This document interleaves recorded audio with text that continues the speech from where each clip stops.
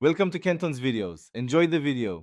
You start by confirming Visual Studio 2022 or newer and Git are installed, because tooling matters. Once signed into your GitHub account inside Visual Studio, choose SSH versus HTTPS depending on your SSH key setup. Then clone the repository. Paste the repo URL or use the GitHub repositories pane, pick a local folder, and check out the branch you need. This gets the code on your machine and wires Visual Studio to Git so you can work quickly. Once the code is local, open the solution or folder and restore new Git packages so dependencies match. Build to surface compile issues early. Next, fetch and pull to incorporate remote changes and either switch to the target branch or create a feature branch for work.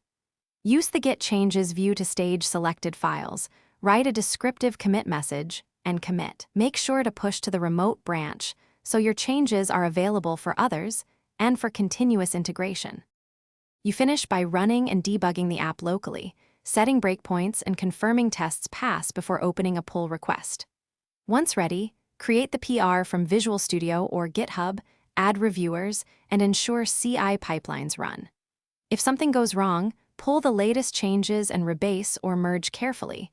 Resolve conflicts in code, rerun the build, and retest. This prevents broken merges and keeps the main branch stable. Always retest after conflict resolution to be safe. Thanks for watching. Consider subscribing if we helped you.